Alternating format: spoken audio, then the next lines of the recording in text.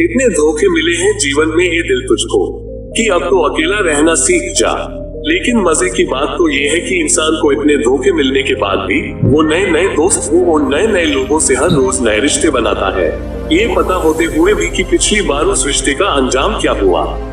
तो कहीं ना कहीं हमारे मन को ये बात पूरी तरह से समझ में नहीं आई है कि अकेले रहना क्या होता है, अकेले रहना कैसे सीखे। विज्ञान के विकास की वजह से जहां हमें नाना प्रकार की सुख सुविधाएं हासिल हुई है, वहीं दूसरी तरफ अगर आंखें खोलकर देखें तो विज्ञान ने हमारा एकांत हमसे छीन लिया है। इतने मनोरंजन पैदा कर दिए गए हैं कि इंसान खुद के साथ वक्त बिताना भूल गया है। जब भी उसको खाली वक्त मिलता है वो या तो अपना मोबाइल चलाने लगता है, ये किसी से बातों में लग जाता है और इसी वजह से इंसान अपने साथ रहने की कला भूल चुका है। अपने साथ अपने अकेलेपन अपने एकांत का आनंद कैसे ले, उसके साथ कैसे बने रहे, निरंतर उसका क्या फायदा होता है।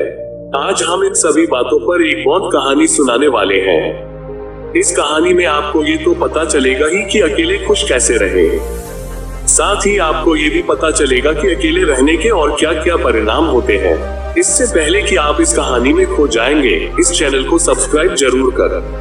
तो चलिए दोस्तों कहानी शुरू करते हैं। सेठ धर्मानंद दिल का बहुत ही संवेदनशील व्यक्ति था।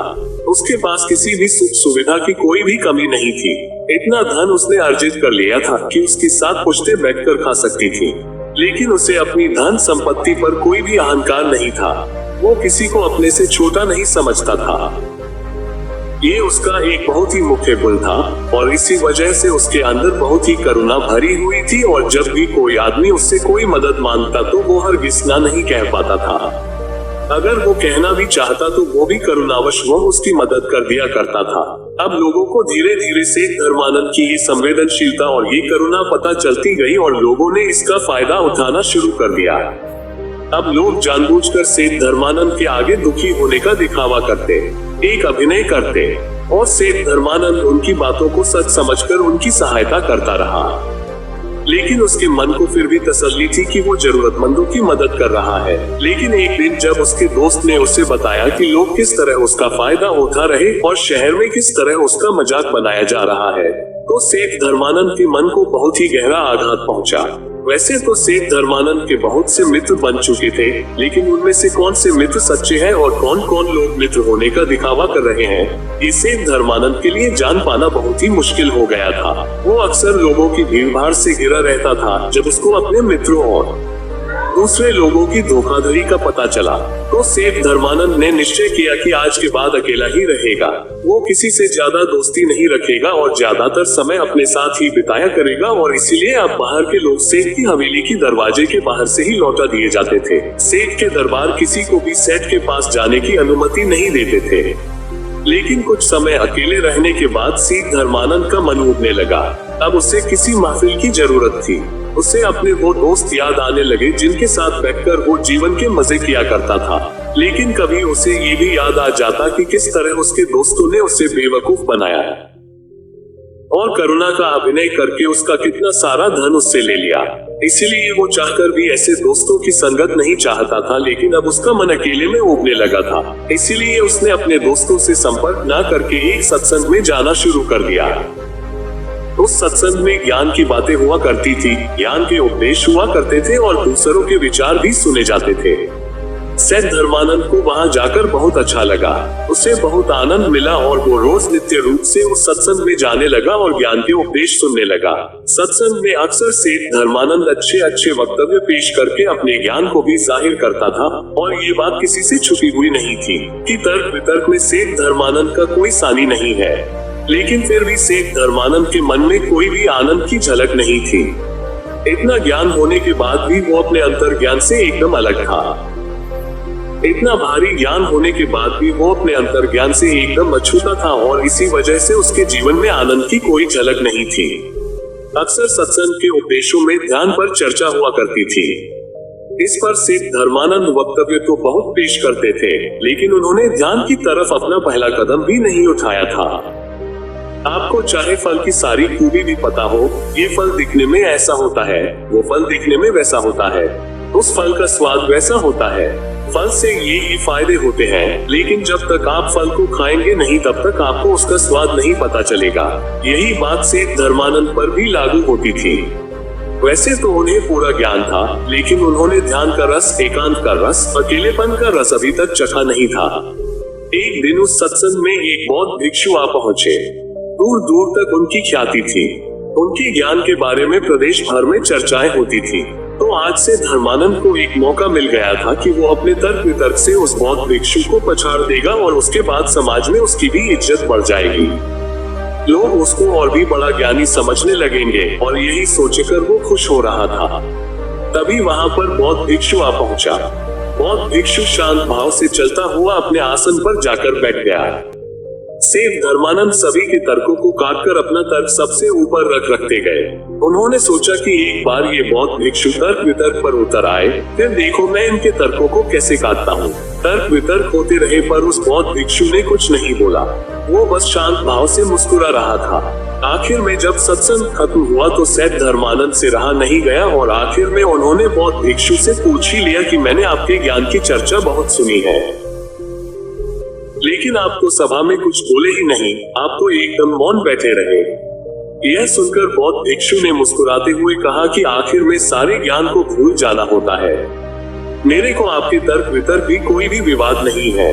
मैं तो बस अपनी अकेलेपन का आनंद ले रहा था, अपनी एकांत के रस में डूबा हुआ था। ऐसा नहीं है कि मैं तुम लोगों को सुन नहीं रहा था, मैं तुमको परिपूर्ण रूप से सुन रहा था, लेकिन मेरे मन में आपके प्रति कोई प्रतिरोध नहीं था। मैं जानता हूँ कि शुरुआत में आदमी ज्ञान इकट्ठा करता है, लेकिन अगर वो ज्ञानी होने की भूल में पड़ जाएगा, अगर वो ये सोचेगा कि मैं तो ज्ञानी हो चुका हूँ, तो वो सबसे बड़ा अज्ञानी ही रह जाएगा। सबसे बड़ा ज्ञान है अपने ज्ञान को गिरा देना, अपने आप को यह एहसास कराना कि मैं अज्ञानी हूँ, और इस कारण आपका अहंकार, आपका घमंड, आपका अहम टूटता चला जाता है और आपका सीखा हुआ ज्ञान आपके अनुभव के तौर पर उतरने लगता है। लेकिन अक्सर लोग सुने सुनाए ज्ञान को, किताबी ज्ञान को ही असल सत्य मान बैठते हैं और यही वो सबसे बड़ी भूल कर देते हैं, और इसी वजह से वो अपनी एकांत में कभी उतर ही नहीं पाते, क्योंकि वो लोग बेवकूफों की तरह हमेशा अपने ज्ञान का प्रचार करते रहेंगे।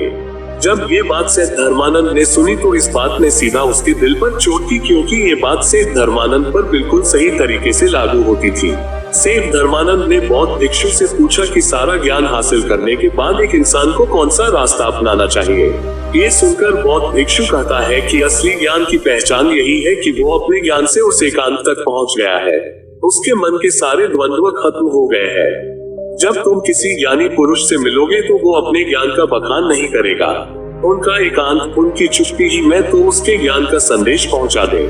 जरा सोचो कि इतना ज्ञान होने का क्या फायदा जब आप अपने साथ ही रहना नहीं सीखे, अपने अकेलेपन और अपने एकांत का आनंद लेना ही नहीं सीखे, तो क्या फायदा, तो क्या फायदा इतना ज्ञान इकट्ठा करके। जरा दिमाग लगाए और सोचे।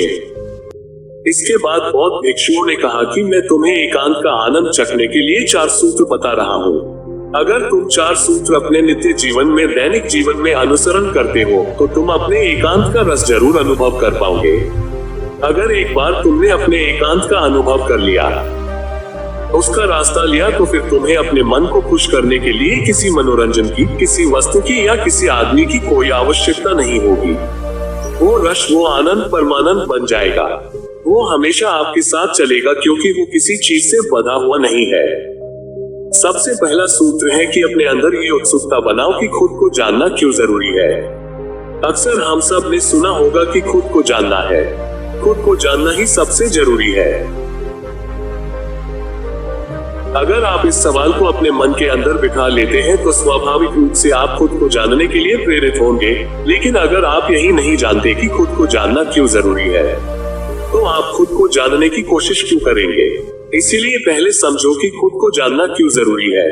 ये इसलिए जरूरी है कि हम अपने आप को जानते ही नहीं है। हमने किसी बात पर कोई प्रतिक्रिया दी और कुछ देर बाद उसी प्रतिक्रिया को लेकर हमें पछतावा होने लगा कि मुझे ऐसी प्रतिक्रिया नहीं देनी चाहिए थी, मुझे उनसे कुछ अलग तरीके का व्यवहार करना चाहिए था। आप करना कुछ चाहते हैं, वो करवा कुछ देता है। आप तो गाली नहीं देना चाहते थे, लेकिन लड़ाई हुई और आपने चांटा तक मार दिया। आप नहीं करना चाहते थे, लेकिन आपसे हो गया। तो तो ये कौन है करवाने वाला, ये सारे सवाल जब आपके मन में उठने लगते हैं तो आपके अंदर यही उत्सुकता जागती है कि खुद को जानना जरूरी क्यों है। दूसरा सूत्र है कि नाना प्रकार के मनोरंजनों से, सुख सुविधाओं से अपना मन अलग करके उसे ध्यान के लिए प्रेरित करें। जब आप पहला सूत्र समझ लेते हैं कि खुद को जानना क्यों जरूरी है, उसके बाद दूसरा सूत्र आता है, हमारा मन अक्सर नाना प्रकार की सुख सुविधाओं से, नाना प्रकार के मनोरंजनों से घिरा रहता है। अत्यधिक मनोरंजन मन को उबाने लगता है जब आप बहुत देर तक अपना मोबाइल चलाते हैं। कुछ देर बाद उससे ही ऊब होने लगती है, वही हमें परेशान करने लगता है। इसीलिए वही मनोरंजन हमारे लिए ऊब का कारण हो जाता है। विज्ञान ने जहां नए नए आविष्कारों के जरिए, उन्हीं आविष्कारों ने इंसान से उसका एकांत छीन लिया है और इसका सबसे बड़ा उदाहरण है मोबाइल। हम एक दिन भी अपने मोबाइल से दूर नहीं रह सकते। जरा एक प्रयोग करके देखना, एक दिन के लिए अपना मोबाइल स्विच ऑफ करके कहीं दूर रख देना और उसके पास आपको जाना तक नहीं है। आप उस एक दिन में परेशान हो जाएंगे। आपको समझ ही नहीं आएगा कि आप क्या करें, आप अपना समय कैसे व्यतीत करें, कैसे बिताएं। तो जरा सोचो, विज्ञान के एक छोटे से आविष्कार, एक मोबाइल ने आपकी जिंदगी को अपने साथ कैसे बांध लिया है। आप ये देख पा रहे हैं, आप ये महसूस कर पा रहे हैं। इसीलिए ऐसे मनोरंजन और ऐसे सुख सुविधाओं से अपने मन को खींचकर ध्यान के लिए प्रेरित करें। तीसरा सूत्र है, खाली रहने की आदत डालो। हम अक्सर जिम्मेदारियों में इतने व्यस्त हो जाते हैं कि खुद के लिए समय ही नहीं निकालते। बचा कुछ समय हमारा मोबाइल ले लेता है और इसीलिए हम अपने आप को जानते ही कितना है। लेकिन जब हम अपने साथ वक्त बिताने लगते हैं तो हमें अपनी प्रवृत्तियां पता चलने लगती है। और चौथा सूत्र है, संसार में रहकर अपने एकांत में स्थिर रहना सीखो। हम सांसारिक चीजों से और यहाँ के लोगों से या तो बहुत ज्यादा जुड़ जाते हैं या उनसे घृणा करने लग जाते हैं। ना आपका कोई मित्र होगा और ना ही कोई शत्रु। आपके लिए सभी जीव एक समान है, आपकी दृष्टि सभी जीवों के लिए एक समान है। इतना उन्नत हो चुके हैं कि आप अपनी जिम्मेदारियों का निर्वाह करते हुए, लोगों से मिलते हुए, मनोरंजन करते हुए अपने मन की एकांत को स्थिर रखवाते हैं, अपने मन के एकांत को बरकरार रख पाते हैं। लेकिन यहाँ तक पहुँचने के लिए आपको पीछे पलटकर खुद को जानना होगा, खुद के साथ वक्त बिताना होगा, बेवजह के मनोरंजनों से अपने चित्त को दूसरे दिशा में ले जाना होगा। जहाँ पर उसका मनोरंजन ध्यान के द्वारा होगा तो आपको कोई भी धोखा नहीं दे सकेगा, क्योंकि कोई भी आपके मन के उतना करीब या उतना दूर नहीं है। आपके लिए सब एक समान है, इसीलिए किसी का भी धोखा आपके ऊपर आघात नहीं करेगा। ये सुनकर सेठ धर्मानंद ने उस बौद्ध भिक्षु के पैर छुए और इन बातों का निरंतर अभ्यास करते हुए उन्होंने वो कला हासिल की जिसे हम कहते हैं अपने एकांत के आनंद में डूब जाना, अपने अकेलेपन का मजा चखना। तो दोस्तों, कैसी लगी यह कहानी आपको कमेंट सेक्शन में जरूर बताना, और अच्छी लगी हो तो इस चैनल को सब्सक्राइब और वीडियो को लाइक जरूर कर लेना। तो मिलते हैं अगली कहानी में, तब तक के लिए अपना ख्याल रखें।